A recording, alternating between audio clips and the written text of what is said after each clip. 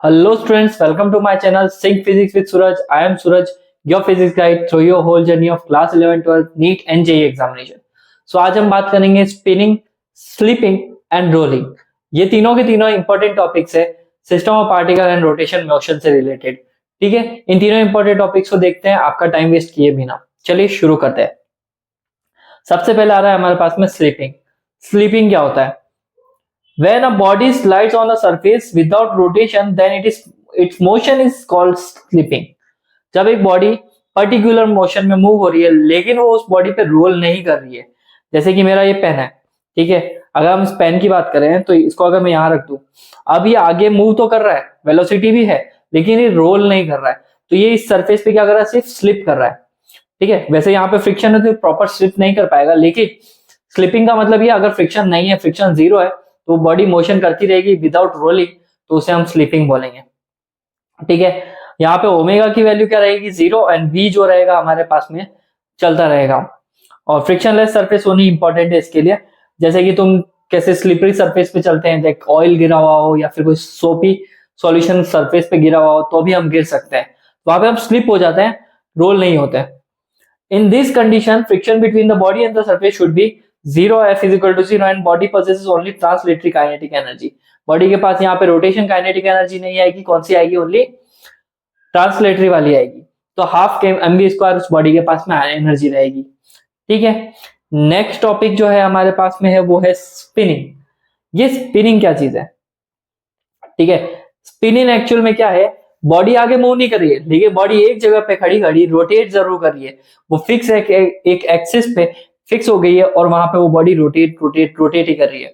जैसे कि ये है, अब ये चीज यहाँ पे रोटेट करेगी, ठीक है, ऐसे ऐसे ऐसे ऐसे, लेकिन बॉडी आगे नहीं जा रही। मतलब इसके पास v वेलोसिटी तो नहीं है, लेकिन इसके पास ओमेगा वेलोसिटी इसके पास में है, एंगुलर वेलोसिटी इसके पास है। So when a body rotates in such a manner that its axis of rotation does not move, जहां पे अगर इस फिक्स एक्सिस पर एक्सिस ऑफ रोटेशन को फिक्स कर लो तो वो आगे मूव नहीं हो रहा है, लेकिन वो वहां पे फिक्स है, उसके आसपास बॉडी क्या हो रही है? मूव हो रही है। ठीक है, in this condition axis of rotation of a body is fixed. यहाँ पे बॉडी एक्सिस फिक्स रही।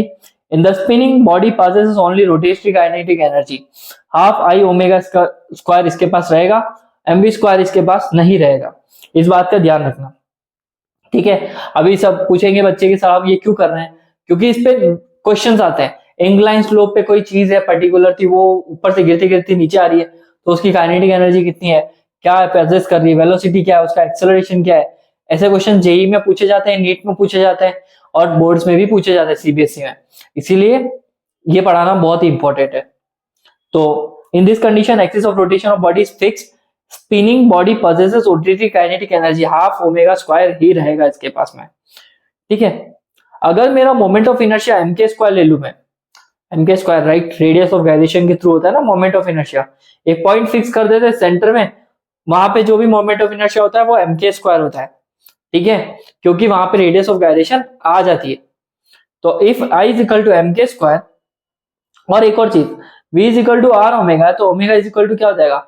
v अपॉन आर हो जाएगा, राइट। v अपॉन आर हो गया हमारे पास में। अब तुम्हें क्या करना है? यहाँ पे वैल्यू पुट करनी है। कैसे? रुको, हेड पिच,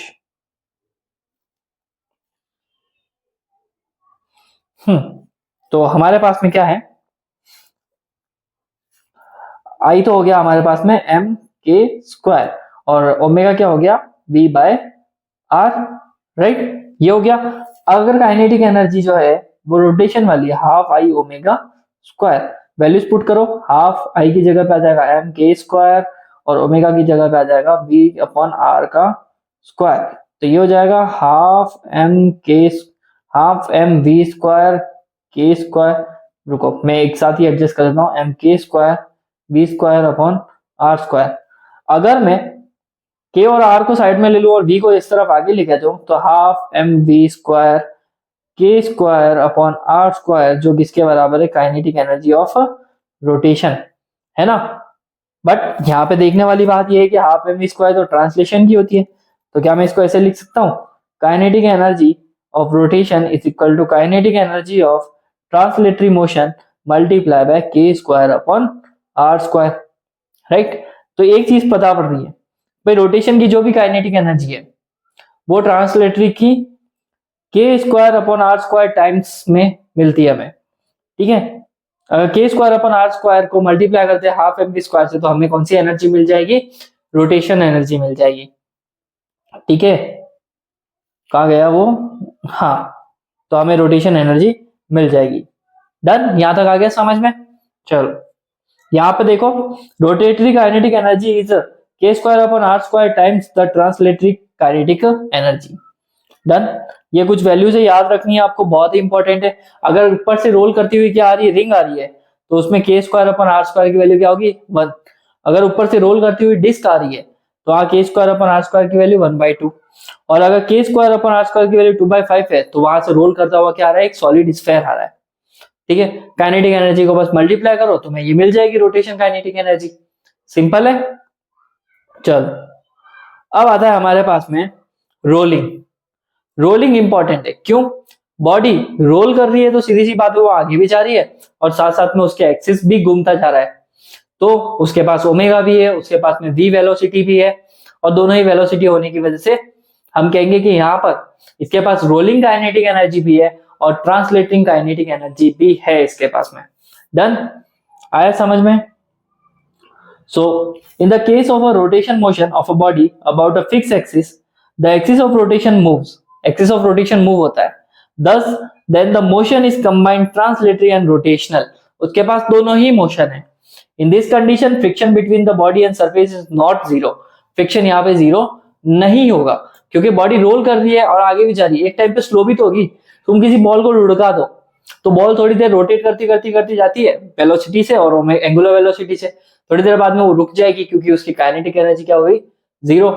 वो क्यों जीरो हुई, क्योंकि जानते हैं कि सरफेस पे क्या होता है, हमेशा फ्रिक्शन होता है, ठीक है। तो यहाँ पे नेट काइनेटिक एनर्जी हो जाएगी kinetic energy of translation plus kinetic energy of rotation, ठीक है। इन दोनों मोशन का हमारे पास में आ गया है टोटल एनर्जी, ठीक है। तो यहाँ पे दोनों एनर्जी ऐड हो जाएगी, तो क्या मैं इसको ऐसे ऐड कर सकता हूं, तो kinetic energy rotation plus kinetic energy translation equal to total energy. तो टोटल एनर्जी बराबर क्या हो जाएगा हमारे पास में, half of I omega square. अच्छा, इसकी वैल्यू तो m v square k square upon are square है और इसकी वैल्यू हो जाएगी हाफ एम वी स्क्वायर।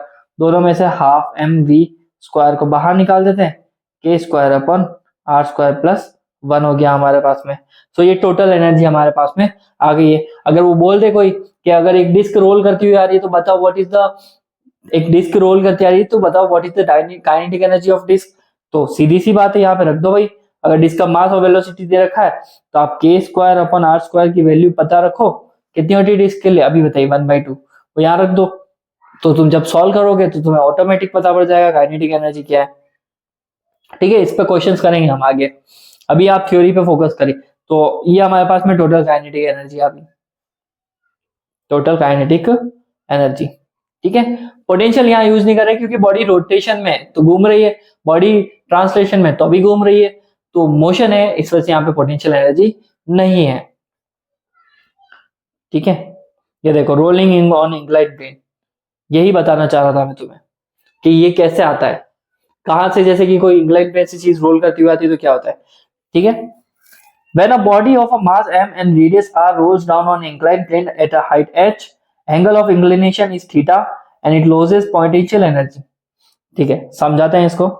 तुम्हारे पास में एक स्लोप है, यहाँ पे बॉल रखी हुई है, जब ये ऊपर होल्ड पे है तो सीधी सी बात पोटेंशियल एनर्जी पोजेस कर रही, जैसे ही रिलीज कर रहा तो रोटेट करती करती नीचे आएगी, तो इसकी पोटेंशियल एनर्जी किस में कन्वर्ट होगी, सारी किस में कन्वर्ट हो गई, काइनेटिक में कन्वर्ट हो गई ना।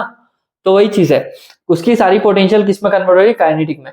तो अब इस ऑब्जेक्ट का देखो यहाँ पे इसके पास में क्या क्या है, एक तो इसके पास में ओमेगा होगा, इसके पास वी वेलोसिटी होगी, इंक्लाइन प्लेन के साथ थीटा एंगल बन रहा है, हाइट h दे रखी है, और अगर हमारी डिस्टेंस की बात करें तो वो डिस्टेंस कितनी है, s। s is the distance of a slope, ऊपर से लेकर नीचे वाले पॉइंट तक।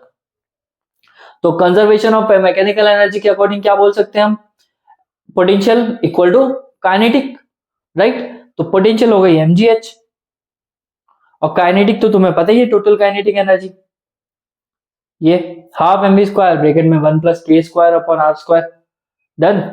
यहां पर देखो मास से मास कैंसल आउट, ठीक है, तो GH किसके बराबर आया, हाफ वी स्क्वायर ब्रेकेट में 1+k² अपॉन r²। ये पूरी टर्म डिनोमिनेटर में जाएगी, तो वी स्क्वायर किसके बराबर है, 2GH upon 1+k² upon r²। ये इक्वेशन 1 दे दी इसको। अब v square is equal to 2GH upon 1+k²r² है, तो वी स्क्वायर को हटाना है, तो we is equal to √2GH। तो ये आपकी आई है वेलोसिटी। सभी बच्चे ध्यान रखना, ये क्या है, वेलोसिटी है। अगर तुमसे कोई पूछ लेना कि स्लोप का एंगल इतना है, रेडियस ऑफ गायरेशन ये है, उसकी रेडियस इतनी है, GH दे रखा है, सब दे रखा है, velocity easily we can find with that formula. ठीक है, यहां से हम कर सकते हैं, बाकी की चीजें भी निकाल लेते हैं हम। एक्सेलरेशन कैसे निकलेगा, देखो एक्सेलरेशन इन अ मोशन, ये तो v निकला है ना, ये जो आया ये क्या है, वेलोसिटी। अगर मुझे एक्सेलरेशन निकालना तो मैं क्या करूंगा, v square is equal to u square plus 2s, motion की थर्ड इक्वेशन। इनिशियल वेलोसिटी कितनी है, 0, ठीक है। और इस डायग्राम में देखो साइन थीटा क्या है, perpendicular upon height, perpendicular upon hypotenuse. तो परपेंडिकुलर क्या है हमारा h, हाइपोटेनस क्या है s, तो sine theta is equal to h upon s। Diagram में दिख रहा है, क्लियरली विजिबल है, ठीक है, तो h अपॉन s हो गया, और ये s is equal to h upon sine theta हो गया। यहां से हम इस s भैया को उठा के यहाँ पे डाल देंगे, यहाँ पे जैसे ही डाला है तो v square is equal to u की जगह पे 0, 2a, s की जगह पे h अपॉन साइन थीटा हमारा आ गया है, ये आ गया इसकी वैल्यू, ठीक है। अब तुम्हें क्या वैल्यू मिले, मैं इसको सॉल्व करके बताता हूं।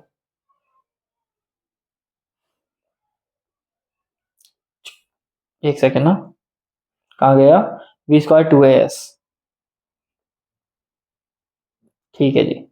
तो हमारे देखो v square equal to u square plus 2as, s की वैल्यू क्या है, h अपन साइन थीटा, या s की वैल्यू आ गई है, u कितना है 0, तो वी स्क्वायर की वैल्यू क्या होगी 0 plus 2 into a into H upon sine theta. तो वी स्क्वायर की वैल्यू कितनी है 2ah upon sine theta. But हम जानते हैं कि वी स्क्वायर की एक वैल्यू और इक्वेशन 1 से, वो है GH अपॉन क्या, under GH upon 1+k² upon r²। अभी बताई थी मैंने इक्वेशन 1, कहाँ गई, ये रही, ठीक है, सॉरी 2GH। डन। यहां से इसको और इसको दोनों को इक्वल रख देंगे, तो हमें मिल जाएगा 2ah upon sine theta equal to 2GH upon 1+k² upon r², right, h से h 2 भी कट गया, तो अब हमारे पास में आ गया है a इक्वल टू, साइन को उस तरफ मल्टीप्लाई कर देंगे, g sine theta upon 1+k² upon r²। So this is our acceleration. किसमें, रोटेशन में। रोटेशन में जब चीज रोटेट करेगी तो एक्सेलरेशन कितना होगा, वो ये, ठीक है, ये हमारा एक्सेलरेशन भी आ गया। बट टाइम पीरियड की वैल्यू, टाइम ऑफ डिसेंट मतलब कि ऊपर से नीचे तक रोटेट करता हुआ कितना आ रहा है, तो टाइम पीरियड को भी निकाल सकते हैं हम, v is equal to u plus 80 से, u को 0 रख दो, वैल्यू ऑफ v और वैल्यू ऑफ a भी आ गई, उनको रख दो। तो जब सॉल्व करोगे तो then you will get this formula. क्या मिलेगा तुम्हें, ये फॉर्मूला मिलेगा 1 upon sine theta, 1 upon sine theta, और ब्रैकेट में वो सो ऑन, ये यहाँ पे जो भी रखा है, ये हमारा क्या है, टाइम पीरियड ऑफ डिसेंट, मतलब कि ये जो हमारा स्लोप है, इससे बॉल लुढ़कती लुढ़कती नीचे आ रही है, उसमें टाइम कितना लग रहा है, उसे हम बोलते हैं टाइम ऑफ डिसेंट, ठीक है। इस पे IIT JEE में बहुत क्वेश्चंस पूछे जाते हैं, इसलिए ये टॉपिक मैंने करवा लिया, ठीक है।